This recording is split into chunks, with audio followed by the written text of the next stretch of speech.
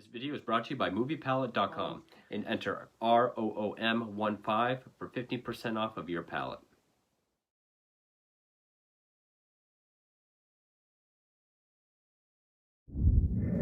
Hey everyone, I'm the Blood Guy. Welcome back to another review of a documentary based on a real-life serial killer. And this is one that I've seen before. It's been a while. I saw this back in 2021 when it first went to Netflix. So yeah, this is another Netflix one. This is not one that I own. I didn't remember too much about it because this one's actually pretty different. This is not a serial killer documentary. It's more about the investigation. But it's still very well made, at least I thought. I've heard a lot of criticisms about this. But it first went to Netflix on, I think it was January 13th. Yeah, 13th, 2021, and that is Night Stalker, The Hunt for a Serial Killer. Now, it's 4 episodes. Each one about an hour long. It's directed by Tiller Russell and James Carroll. Actually, each episode running between 46 and 48 minutes. And no, this is not the... Actually, what was the production company that put this out? Doesn't say. Now, this is not this production company's equivalent of Conversations with a Killer. This is not the Richard Ramirez tapes. This is not a in-depth look at the life and crimes of Richard Ramirez, the Night Stalker. Instead, it's more about the investigation. It's broken down by all 167 days, I think it was, that, from the very first call, the first murder, which was actually the Night Stalker's second recorded murder, but the first one wasn't linked to him until after his conviction. But from day one of when they go to that first call, all the way up until he's arrested and then his trial. And it mainly focuses on the 2 lead detectives, newcomer Gil Carrillo and sort of legendary homicide detective Frank Salerno, who kind of made a name for himself after working on and solving the Hillside Strangler case, which this just came in. I'm very excited to read that. This is like the definitive work on the Hillside Stranglers. So he was already like a hero cop by this time. Of course, that was the end of 77, beginning of 78. So he was like a hero cop. I would actually say it's more about Gil Carrillo. We get more his backstory in childhood and family than we do Ramirez. In fact, there's no photos or video or anything of Ramirez. I think maybe a little bit in like the intro of the first episode, but I could be wrong. But like the name Richard Ramirez isn't even said until the very last line of episode 3, and then we actually see him in episode 4. So there's nothing on like Ramirez himself until the 4th and final episode, which I think some people will be turned off by. The title itself, The Hunt for a Serial Killer. So yeah, you should know that this is more of a detective procedural, which as someone who's read a lot about him, the Night Stalker, the Night Stalker by Philip Carlo is probably the definitive work on him. But, any book like Serial Killers of the 80s, or even just any encyclopedia of serial killers, any documentary, he's actually on the cover of both of these. He's a major serial killer. He's one of the most notorious in American history, especially California. So you can find anything on Ramirez almost anywhere you look. So I've read a lot, I've seen a lot, I've listened to a lot of podcasts on Ramirez. So it didn't really bother me, and I actually find the investigation law enforcement half of it just as interesting as the life and crimes of the killer himself. So I think a lot of, I think people get mad when I use the term surface level, but the people that just want to know about the kills and know how brutal he was, yeah, they're probably not going to get much out of this. I mean, you do get a lot of crime scene photos. It does have a lot of like CGI reconstructions of the crime scene. It actually leaves a lot of information out, which I was surprised by. A lot of stuff that uh, Ramirez said or did during all of these different attacks, a lot of it is left out. In fact, there's a lot of attacks that are completely left out. But, I think someone who's actually a true crime enthusiast will still find this very, uh, uh, probably find this very informative, because I did. Like I said, I can go almost anywhere and find stuff on Richard Ramirez himself. I, like I said, I had seen this before, but it's been quite a while. It's actually since it first dropped 2 years ago now at this point. So I had actually forgotten a lot that was in it. Now, would I have liked to see a Netflix four-part series on Ramirez himself? Of course, it probably still would have been awesome. But it didn't bother me. Like, I'm not going to be turned off by it because it's just about the investigation. And we only get probably 2 minutes on the backstory, a very vague backstory of Ramirez himself in the very beginning of episode 4. That did bother me. So I think if you know going into it that this is more of the detective procedural, I think you'll enjoy it. Which, again, judging by the title, Hunt for a Serial Killer, kind of like TV movies. There's been TV movies like The Hunt for, and the killer's not even in it until like the last scene of the movie. It's a lot like that. But like any other well-made Netflix docuseries, you get a ton of news footage, a ton of crime scene photos. We do sporadically get audio from Ramirez throughout, nowhere near as frequent as like the Conversations with the Killer series. I think there's only like 5 or 6 of instances where we get audio quotes, which I actually think is from this interview. Maybe some of it is from some of the news interviews that he's done. But I still find it very informative. And again, it does leave a lot of stuff out. Like how the police, their one main clue was this shoe print of a sneaker, and they were keeping that close to the chest. But then the mayor of San Francisco did a press conference releasing that information. They only say they never saw another shoe print. It's because Ramirez took the shoes and threw them off the Golden Gate Bridge. It doesn't go into some of the attacks, like this one woman whose last name is Kyle, how he sexually assaulted her, locked her 11-year-old son in the closet until he wanted to be led around to find the valuables.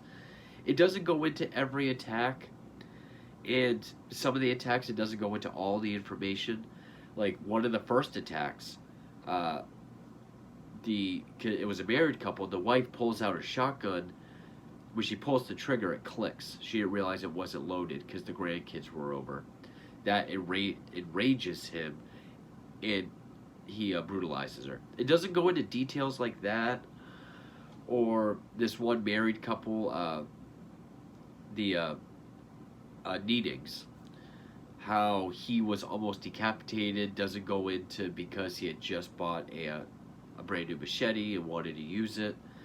Doesn't mention how or why the killer went from LA to San Francisco, when it was because things were getting a little too heated.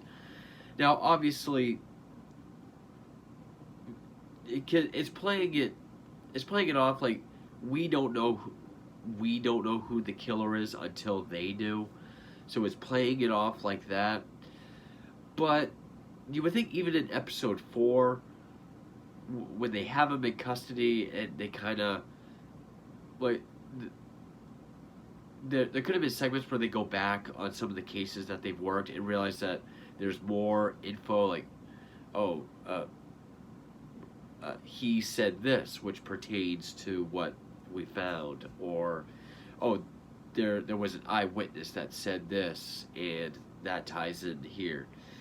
But there is a lot of info it does leave out, which if it was a more Richard Ramirez documentary, I would hold that against it.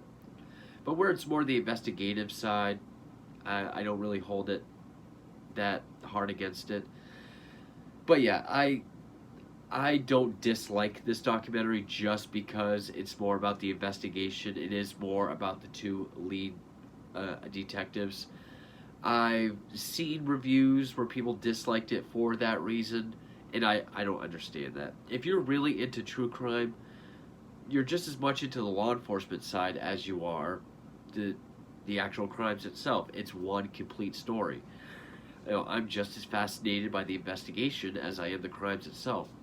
So I found this just as enjoyable and informative. It's actually kind of nice to. I actually wish there were more documentaries on serial killers where it was more the investigative side, because then we have all these documentaries and all these books on the killers themselves, that now we have like a full circle story. So yeah, I thought it was really good. It again, yeah, there was a lot of info left out, but it was made very well. It was edited very well. Some of the music choices I thought fit. It really does try to put you in the mood of 80s LA. It does do this thing with the map where like a 2D map where like the name of the town is up here. We kind of swerve around to where each crime scene is.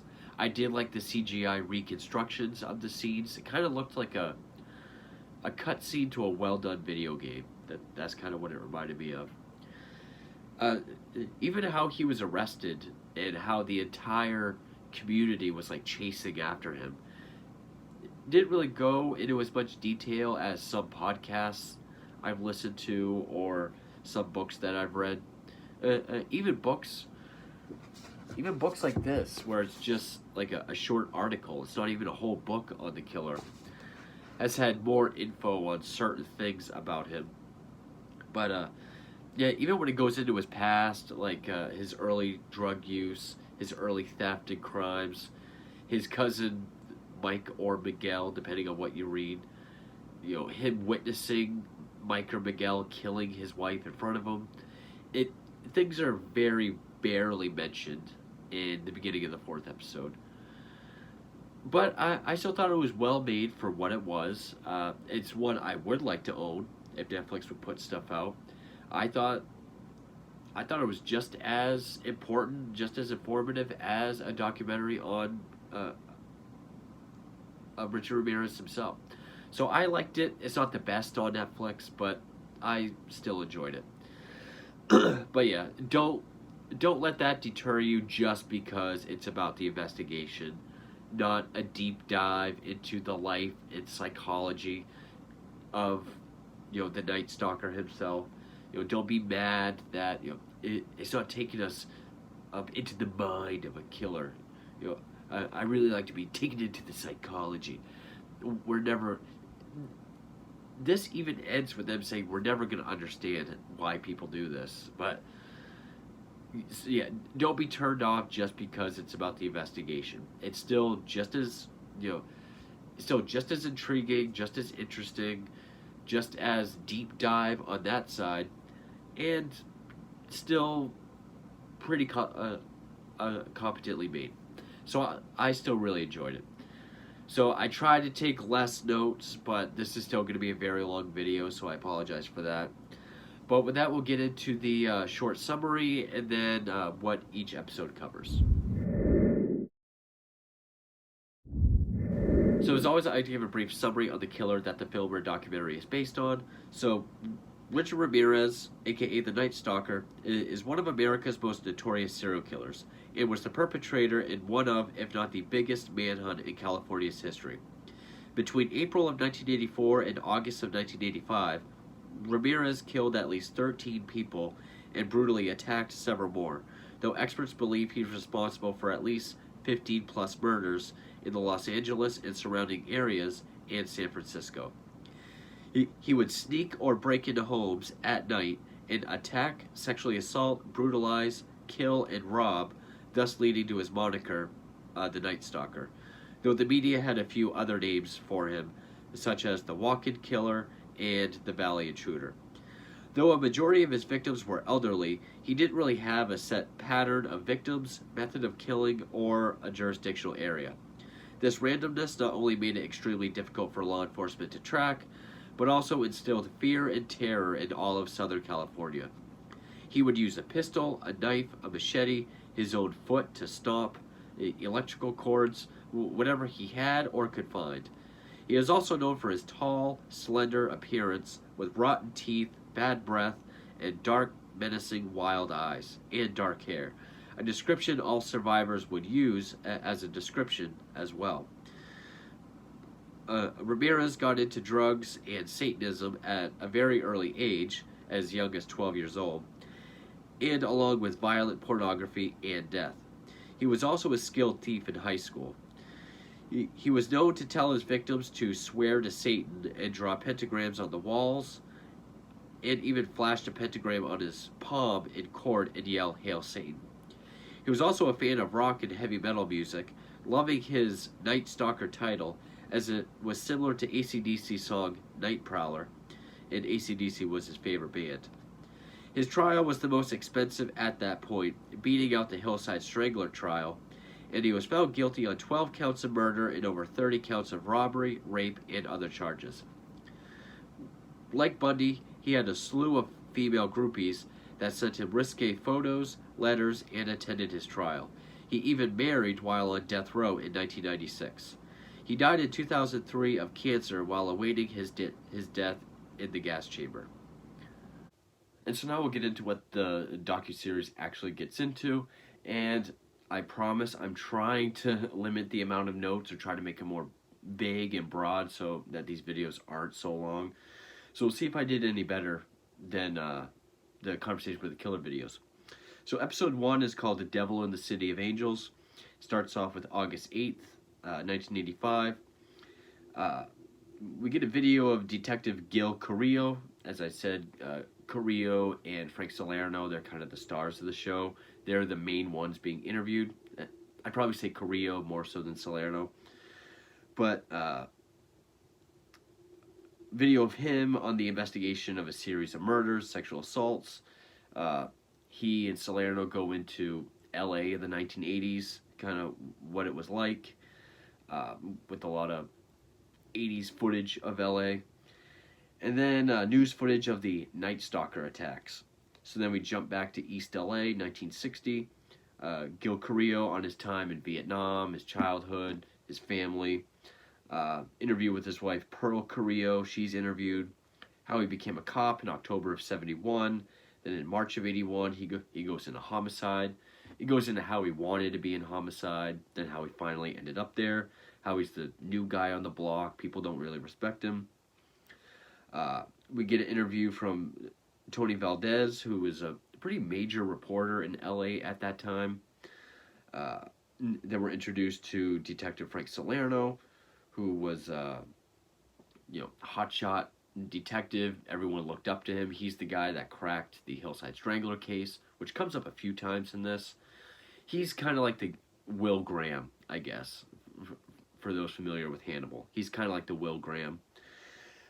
He goes into the murder rate per year at that time, how he worked Hillside Strangler, and how he was respected. March 17th of 85, day 1. It's broken up into the days of the investigation. So day 1, the murder of Dale Okazaki and the attack of her roommate Maria Hernandez, which was in Rosemead. There's a lot of different jurisdictions in LA. But we get crime scene photos, and as I said earlier, there's like this CGI kind of reconstruction of the crime scene, which I thought was actually pretty well done. It looks like a cut scene from a really well done game. In the way the camera goes in really close to some things, overhead view of the entire scene. So we get that, sort of like a CGI tour of the whole scene. Goes through all the steps, like how he entered and shot, left. Goes into how Maria survived, how Carrillo knew the Hernandez family. Day 2, learning of the murder of uh, Tsai Lian Yu, who went by Veronica. I've always had trouble with that name. Which was the previous night, how she was pulled out of her car in traffic, shot. We get news audio of the case. We get crime scene photos. Goes into how a sketch artist met with Maria Hernandez. They got a sketch. And how the two attacks were linked. We do get an audio quote from Ramirez. Not often, but we do get a few. And how everyone laughed at Carrillo, saying there's no way these cases are connected. You're out of your mind. March 27th, day 10, the double homicide of Vincent and Maxine Zazaris. Again, crime scene photos. It goes into the usage of a .22 pistol. It goes into the theft, the things he took, the CGI layout of the scene, his entry, and step by step everything that he did. She was assaulted, and how her eyes were cut out, and how shoe prints were found. And that's going to be major throughout most of this documentary. Then we're introduced to Anastasia Horonas, who's a Night Stalker survivor. She gets her full, uninterrupted story of how when she was 6, she was abducted by Ramirez, taken back to his dingy home, and then the sexual assault and torture and captivity that she endured, and how he let her go at a gas station. Again, all uninterrupted. Shows photos of her at that age, 6, just to add more to the story. News footage of the rise of child abductions, the possibility of all these attacks being one person, but unlikely as they're all so different in MO and motives. That's another thing it really highlights, is just the random nature of Richard Ramirez. His victims, the kind of victims he went after, how he killed them, the jurisdictional randomness. April 10th, 85, which is day 24, Carrillo goes to suggest one person is responsible for murders and child abductions, gets laughed at. We're introduced to Linda Arthur, who is a crime scene technician.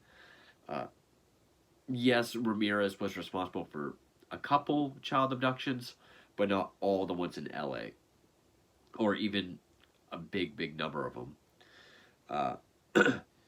Carrillo on a guy named Arturo Robles being arrested for stalking women in public, taking him in. There's a search warrant of his home, and how they found a bunch of porno mags cut out that were had scratched out in certain areas. How he had the black sort of crew members only type jacket, as was described by Hernandez. Put in a lineup, but no one can pick him out, so he's not their guy. May 14th of 85, day 58. The home invasion and shooting of 66-year-old Daniel Doy, and the rape and attempted murder of his wife, Lillian, which was in Monterey Park. There's a few that happened in Monterey Park. And how thumb cuffs were used on her, and they thought that was kind of a weird choice of weapon or way to hold her there, and how they would use those thumb cuffs would become evidence that they would meticulously try to find clues in later on. Crime scene photos, how he was able to call 911 before he died, saved his wife's life. Shoe print found at a construction site where another 8-year-old was abducted, assaulted, and freed. The shoe print matches. Salerno and Carrillo become partners, and they talk about how it's a legendary murder cop, and then sort of this rookie. June 28th, 85, day 103. The murder of Patty Elaine Higgins, who was 32, in Arcadia. She was viciously stabbed and throat slit in her bathroom. We get, again, crime scene photos, the CGI reconstruction.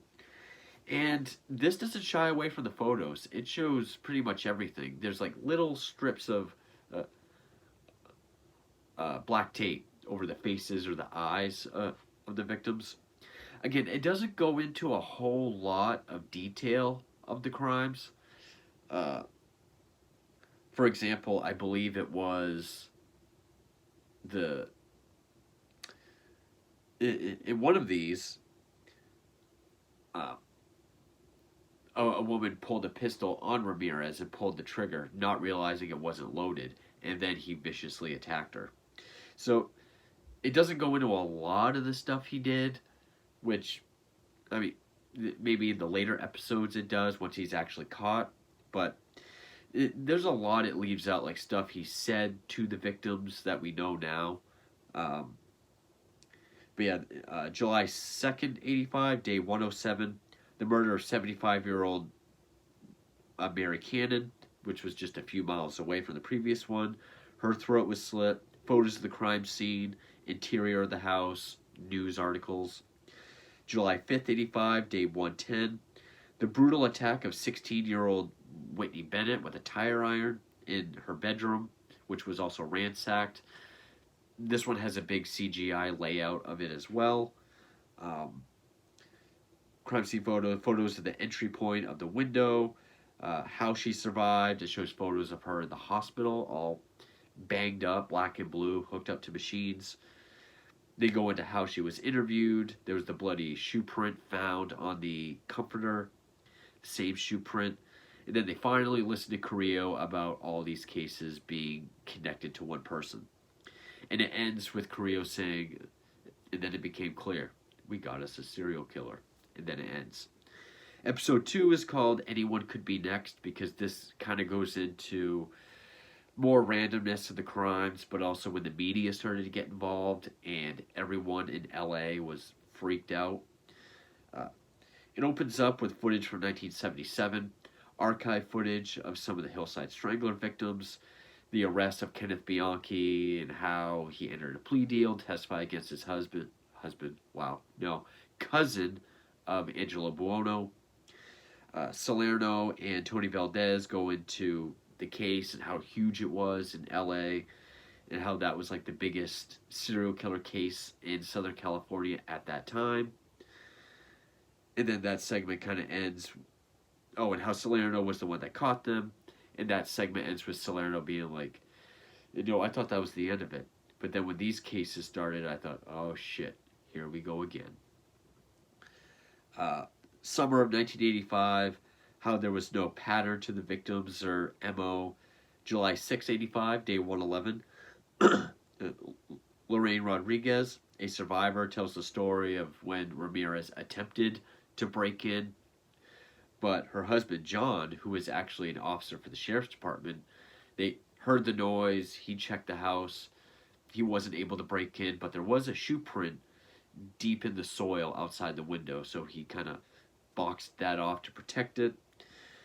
They matched the pattern to an 11.5 Avia sneaker, which then we get introduced to Jerry Burke, who is a criminalist for LA County. He goes into how he contacted the creator of Avia shoe, flew out to, I think it was Washington, showed him the prints, how he was able to find what kind of shoe it was and what size. And they found out that only 6 of that size and model was made. 5 of them were in Arizona. 1 was in LA. May 29th of 85, day 73, kind of backtrack.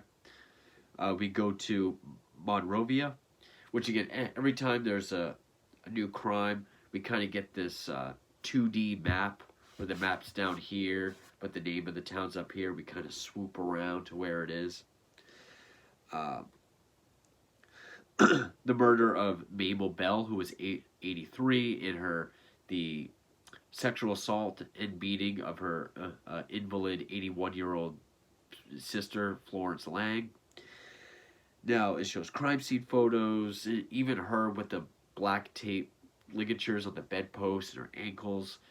It shows the alarm clock that had the partial shoe print on it because he put his foot on it, yanked the cord out to electrocute Mabel Bell. How Florence Lang survived. I think she died sometime later but she was 81, and I think they said that her death wasn't related to her wounds. But and then how food was eaten afterwards. So that's how they knew they had like a true psycho sociopath. And how a pentagram was drawn on the wall in lipstick and on the leg of, I think it was Florence Lang. They they didn't say the name of which one, but I think based on what I read, it was Florence Lang that had the pentagram drawn on her thigh. And so then they wonder, is this a Manson copycat? And then we get a quote from Ramirez about how Satan sort of runs through him and you know gives him a reason to live. And then this, it didn't really go into either. A man pulled over near Eagle Rock. He had no ID. He had his hands on the hood. He heard a broadcast about the attempted abduction of a young girl, which he had just done. And when he heard that, he panicked, drew a pentagram on the hood of the car, and fled. And he got away.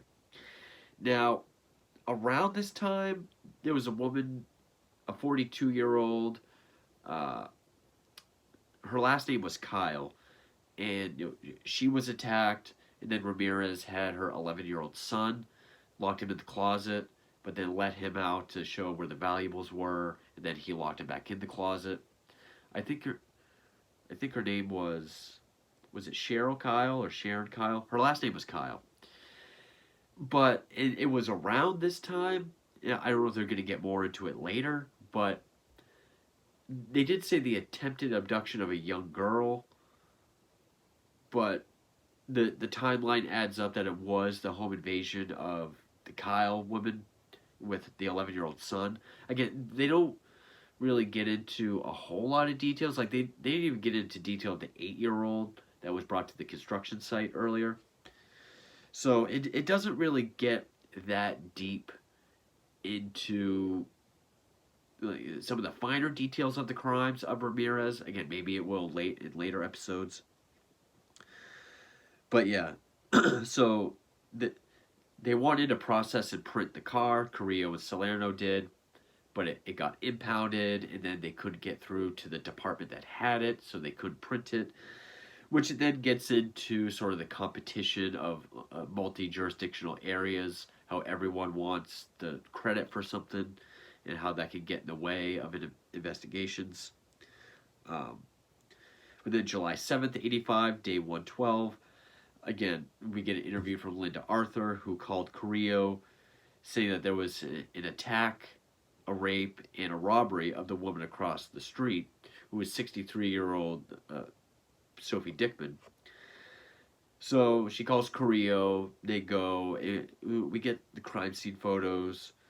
Nothing about Ramirez telling her to call him Satan or any of that. But then it goes into news audio because Carrillo says he went home to take a nap and immediately got called away back to Monterey Park, where there was the murder of Joyce Nelson, who was 60 years old, the same night. It was actually a couple hours. It was just earlier than the Dickman attack. But we're introduced to Colleen Nelson, who is Joyce Nelson's granddaughter, along with Don and Patty Nelson, the son and daughter-in-law. And they go into who Joyce Nelson was as a person, lots of family photos, how she was a fighter and had a lot of life in her, just who she was as a person.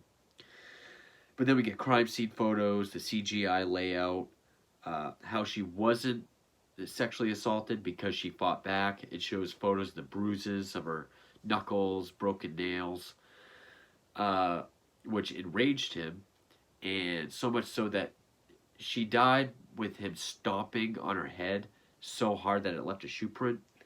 And because of that, he was left sexually insatiated. That's when he went to Sophie Dickman's. So it goes into that. 2 crimes in one night, shoe print at both. Salerno goes into the escalation of 5 cases in 10 days. Then the involvement of the media, how it was a non-stop frenzy, just the news all the time was these connected crimes. They weren't even saying Night Stalker yet. But we do get news footage of that, and how the random nature of the crimes struck fear in all of Southern California. Carrillo goes into how 200 officers were involved, looking into the shoe print, the brand of the shoe, thumb and handcuffs, a tire iron to hopefully get a make on the car, or more about the car because they still couldn't get to the car. Or we see what car it went to and then see if they can find a name associated with it. It goes into all the evidence they had and how they searched for all leads, how they had a tip line set up, and just they followed up on every call, every tip, no matter how bogus or crazy it was. July 8th, 85, day 113. How Laurel Erickson of Channel 4 News was asking about the Avia sneaker, and they said they can't give her a story because that's the one thing that connects all these crimes. If she does a story, it'll blow it.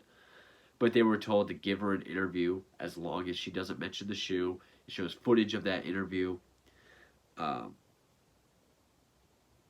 then they go into like how the pressure was building up from everyone. The pressure on Carrillo's family, working 17 to 18 hours a day, not being with his family. July 9th, 85, day 114, they're finally granted access to the impounded car, but it had been sitting for days that the sun pretty much dried up all the prints. The car itself was useless, but they did find a business card for a dentist. And so when they went to the dentist, they found out that there's a guy named Richard Mina who had an appointment on July 3rd. So if they were able to print the car and get to the car first, they probably could have at least had him in custody, which would have saved Joyce Nelson and Sophie Dickman.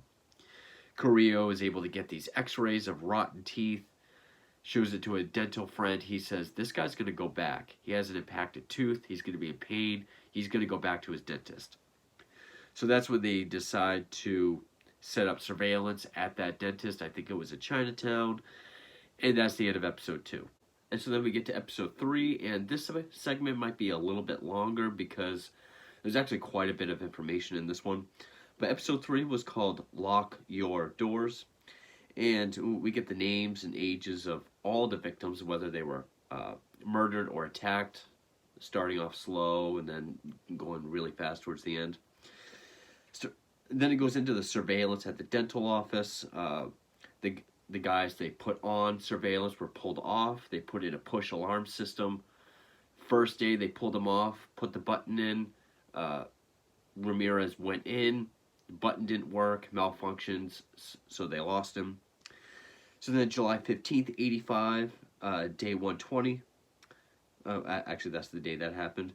So then we're introduced to Robin Sandoval, who is the granddaughter of Max and Leela Needing. He was 68, she was 66. In Glendale, she goes into who her grandparents were as people, lots of family photos, some memories that she had, and how she personally warned them to lock their doors because of this rise of the Night Stalker.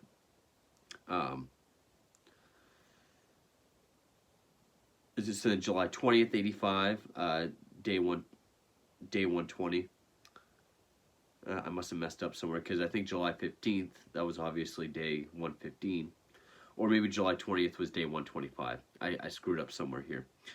But we do get a dramatization, and I haven't put this yet, but we do get some dramatizations in this. But we see a guy go into the house, and then we sort of hear the gunshots and see the flashes in the window. And then we're introduced to Judith Needing Arnold, who's the daughter of those two, on how they didn't show up for church that day. They didn't answer their phone, so she went to go check on them, and she's the one that found them in their bed, shot to death. We get crime scene photos of them on their bed. We get the CGI sort of reconstruction of the crime scene. How he was almost decapitated and how her face was shot off. Now, it doesn't get into how his head was almost decapitated, because that's what I meant earlier by how it doesn't really get into some of the finer details about like Ramirez himself, which he had just bought a brand new machete that day and was eager to try it out. There's something else about shoes later on about the shoes being leaked to the public, and something about Ramirez that's very important that it doesn't go into, but I'll get to that. We get a 1985 news clip of Judith uh, on her finding her parents and her parents being killed, and it's done in a split screen with 1985 on one side, present on the other side. We get archive footage of the crime scene. There were no shoe prints, but they were shot with a 22, and the gun was linked to the very first case. Uh, that same night in Sun Valley, it was the shooting of Chanarong Kovananth, who's from Thailand. He was 32, and the sexual assault of his wife, Somkid. And it says the sexual assault of their 8-year-old son. Everything else I've read and heard, this was a case where he didn't assault the son, but I read that he just dragged the kid around to try to find all the valuables, which he did steal some jewelry. We get crime scene photos, a sketch of their description, and then that's shown both on screen and in old news footage with just like a stack of wanted posters with the sketch. August 6th, 85, day 142. There's another shooting in Northridge. Chris and Virginia Peterson. Photos of the house. We get the passive blood trails. And pictures of their wounds because they both survived. He was shot in the temple, her in the back of the neck, and it goes into how Chris chased Ramirez out of the house even after being shot in the temple. And how a 25 was used for the first time, and the ammo had this red primer on it that was not even made anymore. So they were able to use that as a clue. We get an audio quote from Ramirez on mistakes and how cops needing to get into the mind of a killer or just get lucky. Goes into how the media released the fact that Daniel Doy was able to call 911 in time to save his wife. So then the police noticed that phone lines were cut at every crime scene since then, or at least since the media put that out. So they knew that the killer was following the news, which most killers do, and Ramirez did. LA Times does a story on Salerno, how he worked with the Hillside Stranglers, and now this, interviewed Salerno, and he called the killer out as a coward, which he then realized that probably pissed him off, and how he started to sleep with a gun. News footage of sales of firearms going up, and how the media started calling him the walk-in killer, the Valley Intruder, and then it was the Herald Examiner that used Night Stalker, and that's the one that stuck. Numerous footage then of people just saying Night Stalker. August 8th, 85, day 144, at this area called Diamond Bar. Elias of Abawath, who was 35, shot dead in the temple. His wife Sokina, sexually assaulted. We get crime scene footage, photos. The same 25 automatic was used with the red primer. Photo of a half-eaten honeydew melon. So they know that the killer's getting more comfortable because it doesn't go as into detail as other things I've read, but he would often eat bananas at other houses that he'd break into. But and Salerno said that she said that the killer told her, "Don't look at me, don't look at me," which that's one of the few times in this documentary that a survivor says what the killer told them. Because he often did say, swear to Satan, or hail Satan, or call me Satan, or various things. And it doesn't really come up that much in this documentary. When she said, I swear to God I won't, he said, don't swear to God, swear to Satan. They don't mention the 3-year-old son that they had. News audio of the case. And then the tape of Gil Carrillo from the very beginning of episode 1. It shows how they made a bunch of those to give out to all the jurisdictional areas so that everyone's on the same page of this killer and what they know and how to keep the evidence or the this information private. So then we go to San Francisco, August 18th, 85, day 154. Frank Falzon, who was a police inspector, talked about how he and his partner, Carl Klotz, were called to the Pan residence, where Peter, who was 66, was shot dead in the head. Barbara, his wife, 62, was sexually assaulted, shot in the head but survived. He ate from the fridge, vomited on the floor, masturbated on the living room carpet. Now, everything I've read and listened to said that he drew a pentagram and wrote Jack the Knife on the wall with lipstick, but they show photos and it looks like he carved it with a knife. So I always thought it was lipstick, but judging by these photos, he carved it. Again, with photos, but not of the whole scene. It doesn't mention how Ramirez fled there after following the media, as in how he fled to San Francisco because he thought Los Angeles was getting too hot. So then Laurel Erickson and another journalist follow Salerno and Carrillo to San Francisco because they're called. Because San Francisco was able to link this attack to the LA attacks.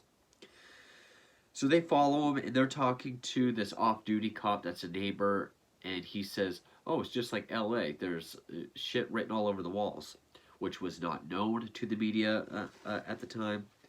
So it gets printed out everywhere, and satanic panic starts to spread. News clip of Erickson talking to Salerno at the Pan House. San Francisco is now totally involved with the investigation. And then Mayor Feinstein then nearly cripples the investigation because she does a press conference and we get footage from it. And she releases all sensitive information, including the shoe print that was found at every crime scene, almost. And it goes on to say how they never saw another shoe print after that because, and it doesn't say this, that Ramirez saw this, or it was released to the media that they had the shoe prints. So he goes to the Golden Gate Bridge, throws the shoes right off the bridge. It doesn't mention that. So then, they realize they've been defeated, and the investigation just took a huge blow. So that is when there's another press conference in L.A. held by Sheriff Sherman Black, saying how Feinstein did what she shouldn't have done, and now, the investigation's been kicked in the balls, essentially, and now we have nothing to work with, pretty much. So then, August 24th, 85, day 160, this place called Mission Viejo. News footage of the shooting of 29-year-old Billy Carnes and the sexual assault of his wife, how he's in critical condition. She says that he told her, I am the Night Stalker. A kid named James Romero saw the car leave the house, get the partial plate, gave it to police. There's footage of that, of this James Romero at a press conference. No audio, just footage. And then the plate and car was called in by a guy who knew a guy that had that car stolen, which was an orange Toyota station wagon, recognized as stolen from LA's Chinatown. News footage of it being found. And then the first and only print they got was taken off a rearview mirror, but no suspect to match the print. August 27th, 85, day 163. Tip comes from a woman saying her father knows the Night Stalker. He's the guy that hangs out at the Greyhound bus station. He says it's a guy named Rick, and he told me he's from El Paso. He mentioned a murder he committed of an Asian couple in Monterey Park with a 22 semi-automatic pistol, uh, which was very specific. How he got the pistol from Rick and then he gave it to a friend in Tijuana. So they tracked down the friend, they got the gun back, and uh, in a boombox that was taken from the Bell and Lang murder and attack. They're, so they know that this Rick is who they're looking for. Uh, in San Francisco, an informant has a bracelet given to him. It explains it went from a series of different people, but starting supposedly with this guy Rick.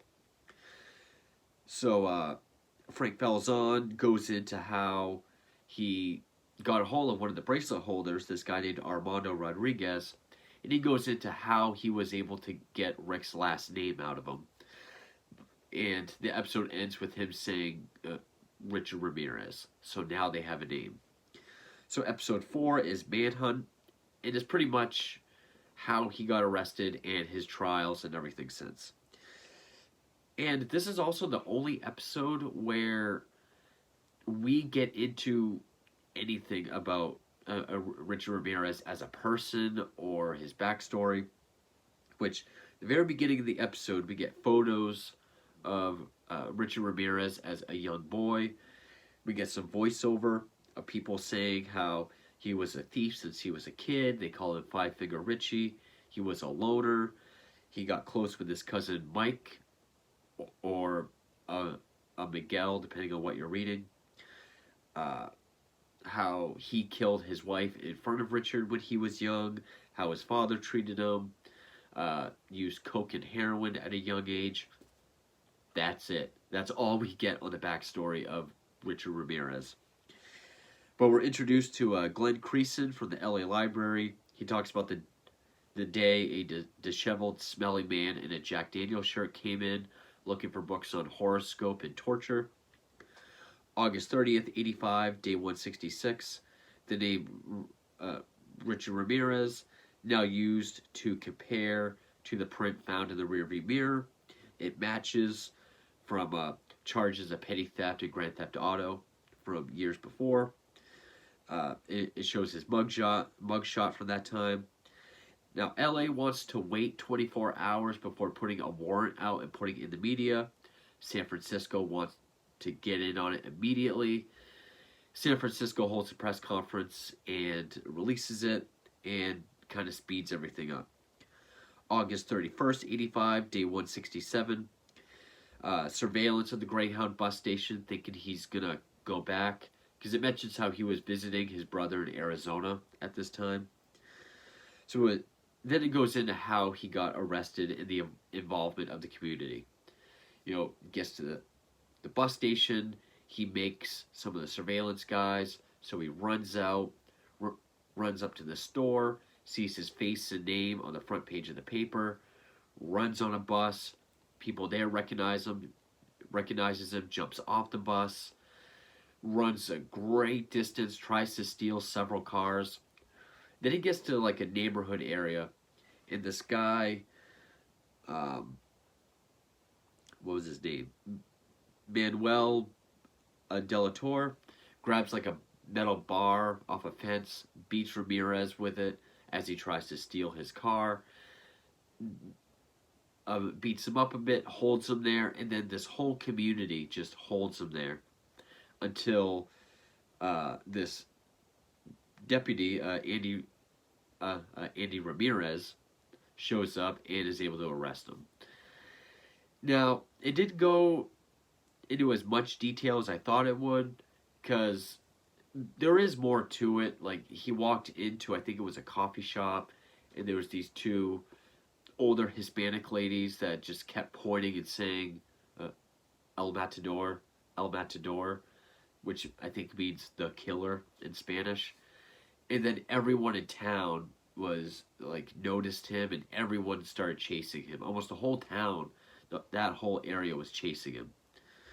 So we get footage of him all bandaged up in the back of the car, being arrested. Goes into the first interview with Ramirez with Salerno and Carrillo. How Ramirez knew Salerno because he worked Hillside Strangler, and Ramirez was a big fan of serial killers.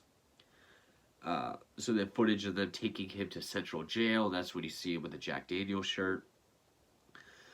It goes into the joy and the relief of the entire city with news footage, saying of his arrest, interviewees of survivors and family members talking about the joy and relief that they felt when he was arrested.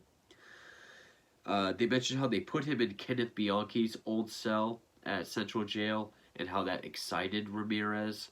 Like, it was kind of like a celebrity cell because, he was a fan of serial killers. Salerno goes into how he read up on Hillside, he read up on Bundy, and knew a lot about serial killers. So this was kind of like a trip to Disney for him.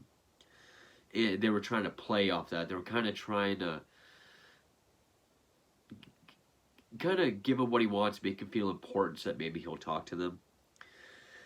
It goes into how 6-year-old Anastasia Horonas points him out in a lineup, and then we get the footage of him in the lineup. Alan Yokelson, who is the deputy district attorney, goes into the media circus of the trial. Arturo Hernandez, who was Ramirez's defense attorney, we're introduced to. We get footage of the courtroom. October 24th, 85. That's when he flashed his palm with the pentagram on it and yelled, "Hail Satan." It goes into the Ramirez groupies, and it shows actual risque photos that these women sent to Ramirez and how they attended his court appearances. And there is this one quote by an elderly woman. I can't remember who she was, but she says, like, I thought they were the dumbest bitches ever, which is hilarious. And it goes into, like, is it the bad boy image? Is it just, what is it that draws this kind of woman to a vicious, animalistic guy like him? So then Carrillo goes into how Anastasia was willing to testify, but the DA, Phil Hilpin, decided not to go forward with the cases dealing with children, just so that the children wouldn't have to go through all that again and testify. Also because he's already looking at 13 death penalties. January 31st, 89, the trial officially begins, 3.5 years later. Footage and audio of survivor testimonies and photos of the trial. September 20th, 89, 43 guilty verdicts. Carrillo goes into how he wishes his dad was there to be proud. Because the very opening of the first episode talks about the strained relationship with his father and trying to make him proud. November 7th, 89, news footage of him being sentenced to the gas chamber. His final statement when he says, "See you in Disneyland." And then it goes into how fingerprints link him to the June 28th murder, June 28th, 84 murder of 79-year-old Jenny Bidco. Frank Falzon talks about how Ramirez told him that he did this one other case in San Francisco, which is the double homicide of Christina and Mary Caldwell. And then Salerno and Arturo go into how they believe there's more crimes out there that we don't know about. So then there's text that says, in 1994, Ramirez agrees to be interviewed by crime writer Philip Carlo. We get audio of that interview. And then June 7th, 2013, news audio of Ramirez's death of cancer. And then, the interviewees who are survivors and family members, they go into his death of cancer and how, it wasn't fair. That's a blessing. That's an easy death. He got off easy. And how they're just trying to move on. And then it ends with Salerno and Carrillo on what makes people do these things. We may never know, but there's real evil out there. and that is Night Stalker: The Hunt for a Serial Killer. Now, yeah, it's definitely not as informative on Ramirez himself as, say, even programs like this, or even like hour-long episodes of like Born to Kill or Most Evil Serial Killers. But I guess I kind of get that because it is more about the law enforcement side. But you would think if it has to deal with the murder, they would have put some, like even something like him throwing shoes off the bridge, how that would stunt the investigation. You would think that would be a part of it. But where I've read and seen and listened to so much on Richard Ramirez, I actually thought it was kind of nice to see a documentary on the actual law enforcement investigation side of it. Again, I'm sure people are going to misinterpret the title and think it's going to be an in-depth docu-series on him himself. Would I like to see a Netflix 4-part series on Ramirez? Absolutely. I still would love to. But I still thought this was informative, and I thought it was good for what it was. It still could have added a lot of information while still pertaining to the investigation portion, but I still thought it was well made. I liked the CGI reconstructions. I thought it looked great. The way the interviews were shot. Some people might say it was a bit sensational on the part of Carrillo and Salerno, but yeah, I still thought it was well told, and it's good to have all these documentaries on Ramirez himself, and then a really well-made, good documentary on the actual investigation. So, yeah, it might not be the Ramirez tapes, but I still thought it was good. It's not the best one out there. It's not even the best documentary on Netflix, but I still thought it was good. So there's still plenty more documentaries for me to check out and review, so stay tuned for those, and thank you for watching.